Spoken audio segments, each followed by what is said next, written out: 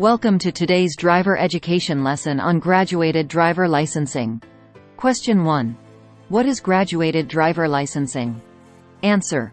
Graduated driver licensing is a three-step process that allows new drivers to gradually gain skills and experience. Question 2. How does graduated driver licensing work? Answer. GDL involves a learner's permit stage, an intermediate stage, and finally, a full, unrestricted driver's license. Question 3. What restrictions are typically placed on a learner's permit? Answer. Learner's permits usually require supervision by a licensed adult, limited nighttime driving, and adherence to passenger restrictions. What are some common restrictions during the intermediate stage of GDL? Answer. Common restrictions include curfews, limits on the number of passengers, and mandatory seatbelt usage.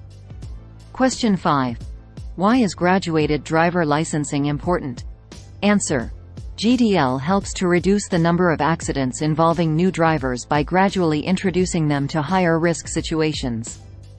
What is the purpose of the driving log requirement in GDL programs? Answer. The driving log helps monitor a new driver's progress and ensures they have accumulated enough practice hours before advancing. Question 7. How long does the intermediate stage typically last? Answer. The duration of the intermediate stage varies, usually lasting between 6 months to a year. Question 8. How do GDL programs differ from state to state? Answer. GDL programs can vary in terms of age requirements, restrictions, and length of each stage depending on the state. What is the final step in the GDL process? Answer. The final step is obtaining a full, unrestricted driver's license, which means completing the intermediate stage successfully. Question 10. What are the benefits of graduated driver licensing? Answer. GDL programs improve road safety, reduce crash rates, and help new drivers develop essential skills gradually.